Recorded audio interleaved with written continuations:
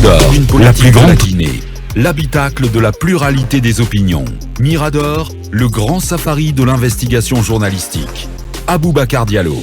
Bien, on s'intéresse à présent à cette sortie du Premier ministre Dr Bernard Goumou sur l'opérationnalisation prochaine du cadre de dialogue inclusif. Il était à la télévision nationale hier, il a pris la parole, il a dit ceci, voilà, je rapporte ce pan qui m'a beaucoup intéressé. Talibé, Goumou, pour Goumou, plus qu'un espoir de voir prospérer cette démarche, je nourris une conviction profonde qu'entre Guinéens responsables, nous devons taire nos divergences pour regarder ensemble dans la même direction. Nous pouvons y arriver, nous devons y parvenir et nous allons le réaliser. C'est exprimé Mohamed Béavou. Je m'excuse, Dr Bernard Goumou. Ça, c'est une sorte d'hymne au dialogue, à la concertation. Tout ça, c'est bien dit. Et ça traduit la volonté, le volontarisme du Premier ministre par rapport à cette mission dont il sait quand même qu'elle est importante et que sa suite déterminera lui-même son bilan et le bilan de son action à la tête du gouvernement, parce que au moyen, il y a un décret. Vous vous rappelez le cas Mohamed Béavogui. Mohamed Béavogui, il n'y a pas eu un décret qui le désignait comme étant chargé justement de coordonner ce dialogue. C'est différent. Donc là, premier constat.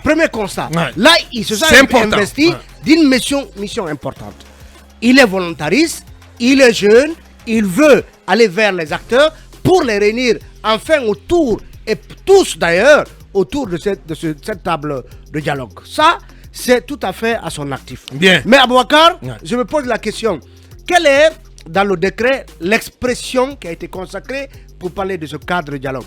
Parce que le décret a dit cadre de dialogue inclusif. Le Premier ministre nous a parlé de cadre de dialogue inclusif interguinéen. Oh là là. Ce qui ça n'a pas de sens, mon ami. Ça n'a pas, ça n'a aucun sens. Vous savez, de toute façon, on s'en tient, et notamment à l'appellation qui a été énoncée dans le décret. Dans le décret, c'est cadre de dialogue inclusif. Ce qu'on peut demander, ce qu'on peut dire, c'est de demander au Premier ministre de s'en tenir à cette appellation officielle. Oui, justement. Ça veut dire que ma remarque n'est pas bête. Ça veut dire que ma remarque n'est pas bête. Officiellement, le décret parle d'un cadre de dialogue inclusif. Le Premier ministre a ajouté interguinéen. Ça renvoie justement à l'aspect. Il est accro au détail, au plus détail. Le diable est dans le détail. Ça renvoie à l'extrême guinéenté de ce cadre de dialogue. Puisqu'on nous a dit guinéenté de ce cadre de dialogue, puisqu'on nous a dit que c'est le gouvernement, les partis politiques et la société civile. Hier, on se posait la question de savoir où est la place des partenaires bi- et multilatéraux.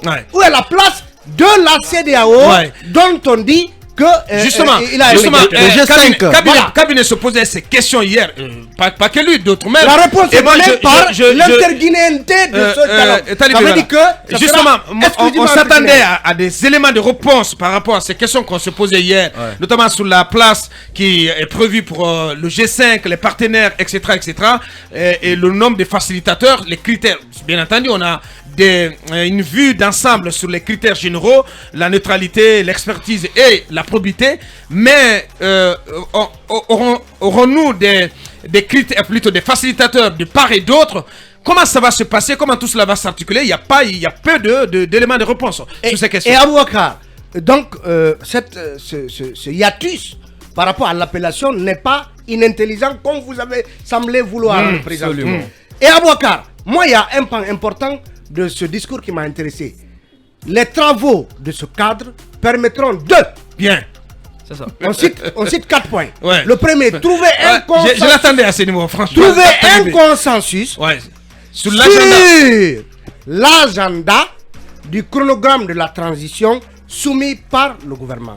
Est-ce qu'il s'agit de trouver un consensus sur le chronogramme de la transition ou sur l'agenda du chronogramme de la transition? Les mots ont leur sens, franchement. Est-ce que ça renvoie au fait que le point 5 du décret instituant le cadre de dialogue disait que les résultats des consultations antérieures vont être reversés au cadre de dialogue? Et si vous continuez, si vous poursuivez, parce que au point 2 des objectifs assignés à cette démarche, à ce cadre de dialogue, selon Goumou, s'entendre. Les travaux de ce cadre permettront, donc, au-delà de ce que vous avez cité, de s'entendre sur les approches et les échéances de mise en œuvre des points d'action de l'agenda. Est-ce que ça renvoie à ceci que les résultats des concertations reversés à ce cadre de dialogue, dont je me demandais si ces résultats restaient immuables, c'est-à-dire les 10 tâches, les 10 étapes du chronogramme de la transition, est-ce qu'on ne discutera que de l'agenda de leur exécution et non de leur mise en œuvre, et non finalement un dialogue qui va déterminer de nouvelles étapes et qui vont constituer le chronogramme consensuel? Bien. Ça veut dire que beaucoup de questions. Tant de questions à se poser, voilà, et on va y revenir tout à l'heure dans la troisième partie. Parce que Goumou est allé plus loin en disant s'entendre sur des mesures de confiance durant la transition. Il précise tout en respectant les lois et règles qui régissent notre pays et le respect des séparations des pouvoirs législatifs, exécutifs et judiciaires. C'est là où j'attends Emmanuel Milimono. Allez, on reviendra dans un court instant donc, pour continuer cette émission, pour continuer à évoquer cette sortie, cette déclaration du Premier ministre et si tout va bien aussi, une prise de parole à venir chez l'une des coalitions cadors de ce pays. Et puis, M. Baouri et M. Aliou Baldé, que nous avons annoncé depuis hier, tous les deux, et sans oublier Sekou Kounouno aussi, ils prendront la parole dans la troisième partie. On revient dans quelques minutes.